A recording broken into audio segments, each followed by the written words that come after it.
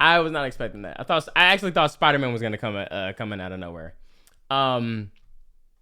Sunny V2. I feel like it's been a minute since we reacted to a Sunny V2 video. How one viral song ruined Gogeta's life. The song might have been clicked on over 2 billion times, but how somebody that I used to know... Hold on. You're so loud, dude. Hold on.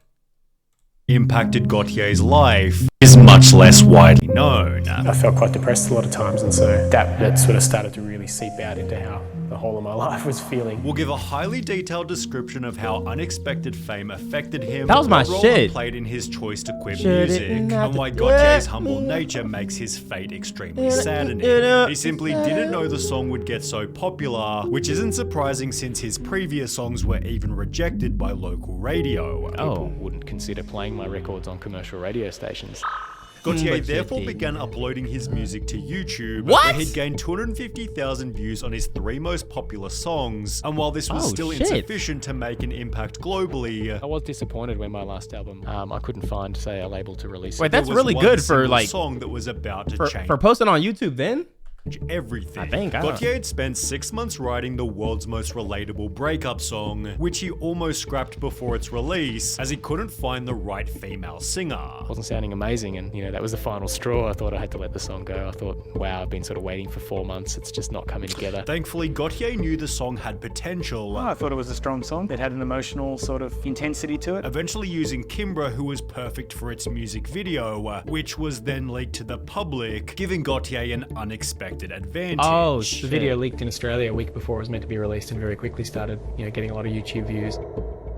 As mentioned, the song racked up over 73,000 views before the week had even finished, aided by viewers who simply couldn't stop hitting replay. Yet again, I've listened to it non-stop all day, like I've done for the last 5 days. I've watched this video over 200 times in the past day, no joke. Honestly think I'm responsible for half of the views for this. Brilliant song, brilliant clip, confirming the music video had an influence on the song's instant explosion. What? Most people say, they think the video... Did I just influence on the song's instant explosion. What the hell am I looking at? Most people say, they think the video clip really enhances the delivery of a song, so a lot of people really have, responded to the video and wanted to share it with other people. It seems to have shareability. Gotye stated when it hit the first million mark, I was kind of like, okay, something's happening here. Although it seemed he was most satisfied to have finally been played on the radio. It's the first real hit single I've had in terms of commercial airplay in Australia. However, the radio stations quickly became insignificant as the song received publicity from a range of famous celebrities. Ashton Kutcher wrote, "This is kind of fantastic, reminds me of early music vids." Lily Allen simply stated, "Love this video," while Katy Perry tweeted, "New music discovery for me, check out Gotye, specifically this song. The lyrics are so true, with Gotye's rapidly developing audience amplifying the same message." Oh shit. I find it absolutely great this song is getting so much recognition. It's gotten more than 7 million views in just 3 months. It went on to break Milestone. The video alone has more than 65 million hits now on YouTube. After Milestone. Its unique video has had almost 300 million hits on YouTube. After Milestone. It's got like 860 million views on YouTube or something like that. Making the song bigger than almost any other ever. The 3rd most liked video of all time on YouTube with 1.4 million likes. Although despite making a song that was somehow this famous, I've read people on Twitter saying they're setting it as their alarm tone. Gotye made a point to remain extremely humble. 9 months after the song came out, Gotye explained he still drove an old van. Just last week, your van was stolen. 10 million single sales. What the hell are you doing driving a van? And when asked about what he'd spent his fortune on, he had no interest in luxury. What is the last huge thing you bought? I haven't bought anything physically big. I really hoped it would be a new van. Like, In a different what's his interview, name? Gotye was questioned, "What is the best thing that happened last year?" to which he'd respond, It probably wouldn't be something to do with a marker of the success of my song or my album. More something like a really great His swim. his mannerisms and shit remind me of what's his name? It's the Spider-Man, the second Spider-Man. Yeah, Andrew Garfield, like he kind of like got his like mannerisms or something. I don't know. Which might also explain why he refused ads on his music video, stating, "I'm not interested in selling my music. What? That's the reason I don't put ads on my YouTube channel," which seems strange to people in today's climate, but that is a decision you can make. I'm like that with all my music. I generally never want to cinch my music for products on ads, meaning Gotye willingly forfeited over $10 million.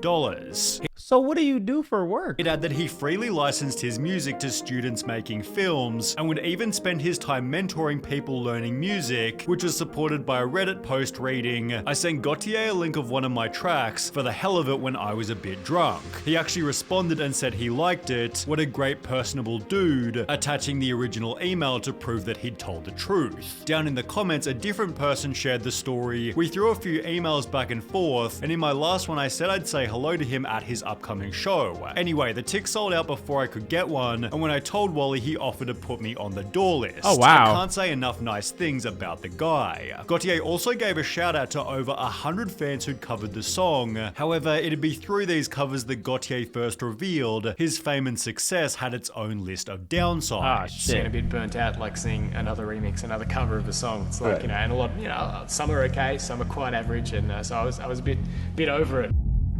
With covers such as The Star Wars That I Used to Know gaining over 30 million views, it's no surprise Gotye began to feel like he couldn't control the song. I'm hearing a lot of bad remixes and edits on commercial radio around the world. Like, it's so far out of my hands that maybe, you know, my stage name is being badly represented by all these other people doing really crap interpretations of my song. With less power over his music, Gotye was no longer as comfortable. If anything, I have more sort of self-consciousness, or I can sort of see the concerns about like becoming maybe more famous, more being prompted to be more of a personality, you know, being a smaller fish in a bigger pond, if you will. And when asked on MTV, "Are you comfortable with all the eyes on you?" Gotye responded by stating, "I don't know. I go back and forth, I guess. Maybe anxious at times or overwhelmed by it or not sure how to process it. Maybe I've sort of got used to how to handle it." This made it obvious that becoming famous wasn't the motive, so much that he'd moved to the other side of the world just to avoid being recognized. Damn, it's like, what would you, if you didn't make music, I mean, I'm assuming he made it because he liked it, or he was just trying to, like, that's his way of expressing himself. But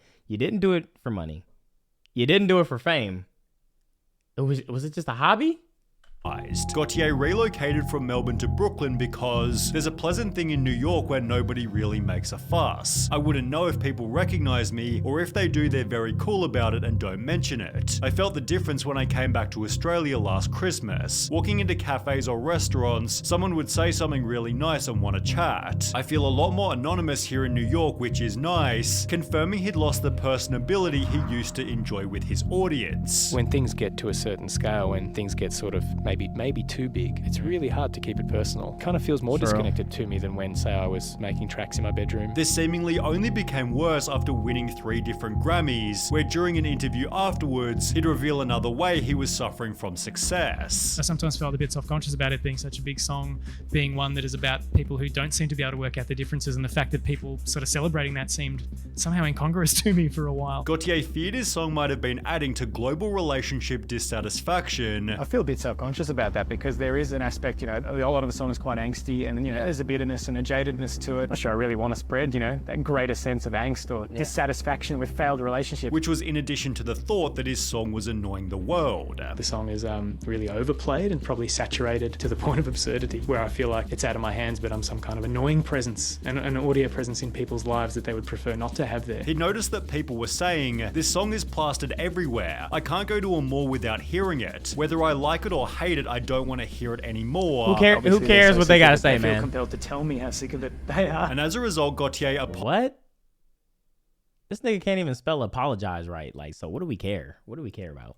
apologized for making everyone listen to his song over and over again because of how many times radio stations were playing it. Shit. He'd also have to deal with a phony news story claiming What? that Gotye had died, See, that's and with weird. completely unrelated YouTube comments such as "RIP Gotye, now you're somebody that we all used to know." He'd be forced to clarify on Twitter by simply writing "I'm not dead." That's so weird. It seemed his only solution for avoiding the public spotlight was to book an extended American tour. However, his live performances came with a new new problem making his life even harder.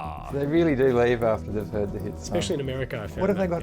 They've got a rush got my money's worth. Gotye noticed that the rest of his songs weren't quite so popular. Some people love some songs and hate others, which is just the way it should be, probably. And perhaps nothing reinforced this more brutally than his 2012 Coachella performance. An article explained that after playing his hit single, Gotye performed the rest of his songs to a noticeably smaller crowd, the reason for which was explained by two different people on Reddit. My friend said when he performed at Coachella the year he blew up over this song, it was the first one he performed and then the crowd just left. Lol, I was there for that and can confirm that I left after hearing that song. That's the curse of the one-hit wonder.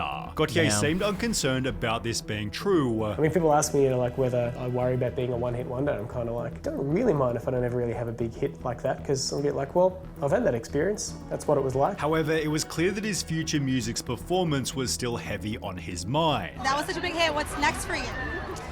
Not as big a hit. The question came up in so many different interviews. Does the pressure of somebody that I used to know haunt you when you're writing new songs? Gotye made it seem as though he was about to make new music. I'm only going to start writing new stuff this year. However, when asked about whether he can follow up the track with another smash hit, Gotye responded, I don't know. Time will tell. I don't know whether I can or whether I want to. Yeah, that's gotta be exhausting, bro. He clearly didn't work too well with deadlines. You're not afraid of waiting. You're patient. You really want to get it right.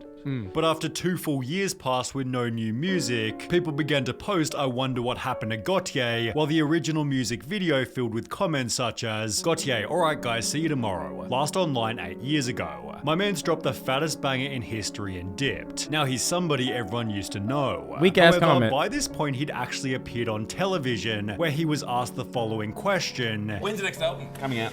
I don't know. I'm working on things. And while he didn't sound too confident, there was a barely known reason for this. Just 2 months beforehand, Gotye released a newsletter containing one important sentence. There will be no new Gotye music. The newsletter continued, maybe there will be. I'm not entirely sure right now, with the main question being whether anyone would hear his future music. Well, people certainly would, only it wouldn't be posted under Gotye's name. Throughout his entire career, he'd been making music with a band called The Basics, which became his main project after ditching his solo career. The Basics bass player Chris Schroeder had clearly grown tired of people asking about Gotye. Nah, people are like mad weird. But people become too invested in other people's lives and in their situations and what they got going on more than they are in their own individual endeavors. Like, it's so crazy how many people focus on what other people's numbers are looking like or what other people are doing with their life. As he'd state, when I see people saying where's Wally online or making the now he's just somebody that we used to know, I just think, don't you idiots know how to use Google? In the time it's taken you to write that stupid tweet, you could have just Googled it and maybe discovered some great music he's been releasing recently on the other end. Exactly. It's so lazy, you're not the first person to do that joke, just shut up. Oh my God, this is like the perfect message. Holy shit, bro. People do that shit all the time, bro. Despite so announcing annoying. in 2021 that the band had stopped touring, the Basics haven't stopped making music, and there's even been some recent hope for Gotye as a solo artist. In 2020, he was named ARIA's Australian Artist of the Decade, where he'd announced that the follow-up album will be released in the next decade probably, and while his past doesn't exactly indicate that it's coming anytime soon, Gotye's had an outstanding career regardless of his musical future. So how has this success changed things for you? When new opportunities come along, they present all sorts of challenges, but they present a chance to learn new things and learn new things about yourself through that process. So. Damn. Shout out to him, man. Shout out to him, bro. That's how it be, though, bro. That's definitely how it be.